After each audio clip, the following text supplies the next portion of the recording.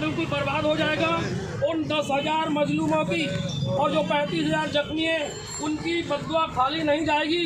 ये इजराइल बर्बाद होकर रहेगा और फिलिस्तीन आज़ाद होकर रहेगा। और ये हक वालों के साथ अल्लाह भी देता है। और 120 देश UN के अंदर फिलिस्तीन के साथ है। सिर्फ 14 देश जो नाटो के देश हैं, सिर्फ 14 देश जिन्होंने इसको जबरदस्ती बसाया था, सिर्फ वो इसके साथ हैं। आप कह रहे हैं कि 14 देश साथ हैं, लेकिन कोई शांति की अपील क्यों नहीं कर रहा है? क्यों कोई रुकवाने की कोशिश नहीं कर रहा? शांति की अपील फ्रांस ने भी की है कि तू जो कर रहा है हमारा, वो इजराइल के साथ है।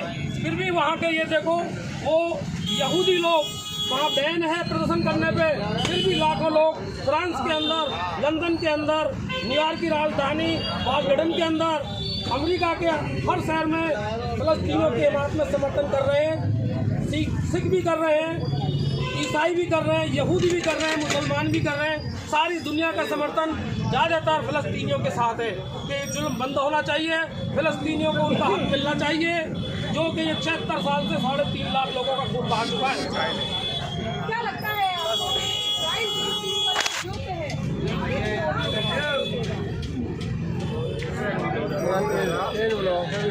खत्म हो जाएगा।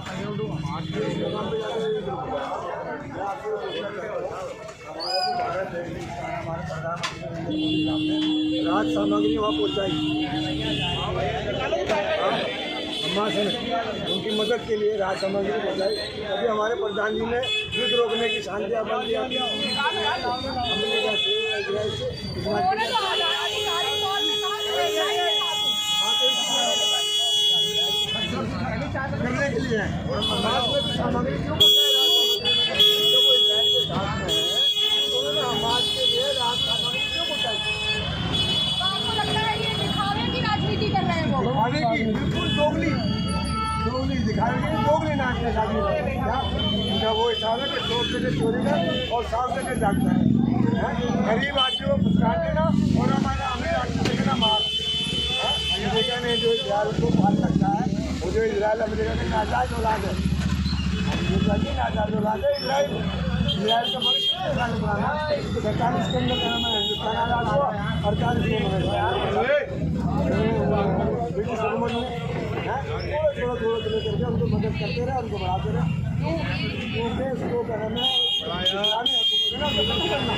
क्या लगता है क्यों मोदी जी इजराइल का समर्थन कर रहे हैं? जबकि विदेश मंत्रालय ने खुद कह रहा है कि हम फिलिस्तीन के साथ हैं।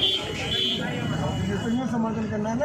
अमेरिका के साथ में अमेरिका के पिट्ठू है, ये भी अमेरिका के पिट्ठू है।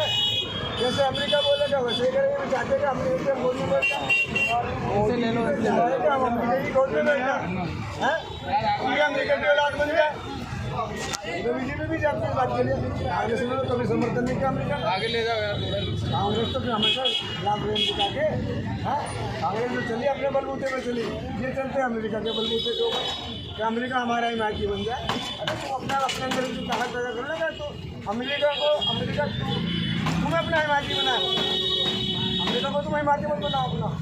क्या तुम अमेरिका का हिमायती बनो चाहते हो तो अमेरिका तुमसे एक है कि आज इस मामले क्या करना है। जो इजराइल और ये तो सबसे बड़ा आतंकवादी जो है ना अमेरिका है, सबसे बड़ा आतंकवादी। सब जानते हैं, आप भी जानते हैं, हिंदुस्तान में जानते हैं, मोदी भी जानते हैं, हम सब जानते हैं।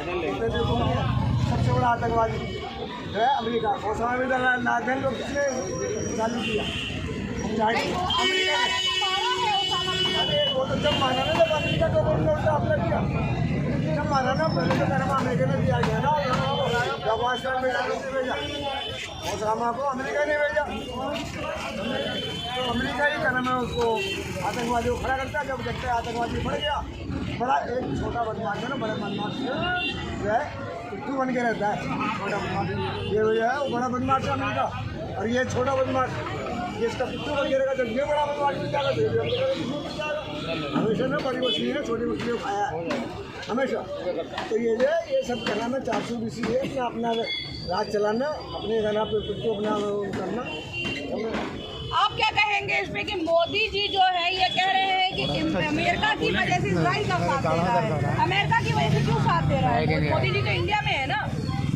मोदी जी चाहते हैं, हमने देखा है कि कांग्रेस ने हमेशा 26 जनवरी पर 15 अगस्त पर छोटे छोटे देशों को मेहमान राष्ट्रपति जो बुलाए जाते हैं, छोटे छोटे देशों को बुलाते थे, हमारे इंदिरा जी, नेहरू जी। मगर जब से मोदी जी आए, इन्होंने बड़े देशों को गले लगाना शुरू कर दिया कि शायद हमारे दुश्मन देश पाकिस्तान से, चाइना से कभी जंग होती है तो अमेरिका हमारा साथ देगा।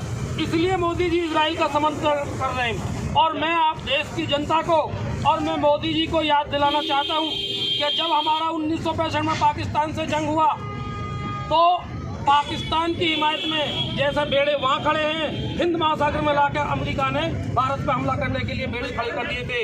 उस टाइम हमारा जो दोस्त था सिर्फ रसिया था, रसिया ने भी अपने बेड़े खड़े कर दिए कि तू इंडिया पे हमला करेगा तो हम पाकिस्तान पे हमला करेंगे। तो हमारा जो सच्चा दोस्त है भारत का वो रसिया है। आज रसिया खड़ा है पाकिस्तान हमास के साथ, फिलिस्तीन की जनता के साथ खड़ा है रसिया, और मोदी जी उससे अलग चल रहे। मोदी खड़े हैं इजराइल के साथ। ये अमेरिका किसी का सगा नहीं है, ऐसा कोई सगा नहीं जिसने अमेरिका ने ठगा नहीं और फिलिस्तीन जैसे को भी बख्शा नहीं। आपको क्या लगता है कि देश की जो हमारे इंडिया की सरकार है उनको फिलिस्तीन और इजराइल के युद्ध रोकने के लिए क्या करना चाहिए? हमारे देश के पीएम साहब को अपनी कोशिश करनी चाहिए, पीएम से बात करें, और जो फिलिस्तीन अथॉरिटी के प्रधानमंत्री राष्ट्रपति बना रखे महमूद अब्बास साहब, उनसे बात करें और ये परमानेंट युद्ध विराम होना चाहिए। और वहाँ पर इतना जुल्म पूरी दुनिया में कहीं भी नहीं हो रहा है कि लोगों की बिजली काट दी गई, लोगों का पानी से खत्म कर दिया गया और लोगों को खाने पीने की चीज़ें भी अंदर जाने से बंद कर दिया गया। जो मानव अधिकार के जितने भी अलंबरदार बन रहे हैं, सबसे ज़्यादा मानव अधिकार की बात अमेरिका करता है, इजराइल करता है, और सबसे ज़्यादा मानव अधिकार का जो हनन कर रहा है वो कौन कर रहा है? इजराइल कर रहा है, अमेरिका कर रहा है।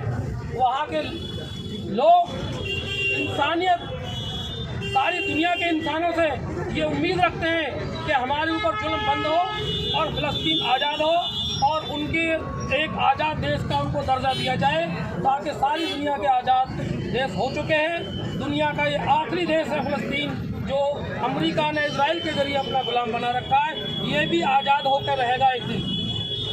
जैसे कि आप देख सकते हैं कि जनता चाहती है कि फिलिस्तीन आज़ाद हो जाए, और हम भी यही चाहते हैं, क्योंकि आज़ादी सबको प्यारी होती है, सबको अपना घर प्यारा होता है, सबको अपने बच्चे और परिवार प्यारा होता है। लेकिन यहाँ पे सवाल ये है कि ये लड़ाई किस लिए हो रही है? क्या ये सत्ता की लड़ाई है, क्या ये राजनीतिक लड़ाई है, या फिर ये आपसी रंजिश, आपसी लड़ाई है? आपका क्या कहना है इस बारे में? हमें कमेंट करके जरूर बताइएगा। जुड़े रहिए हमारे के साथ।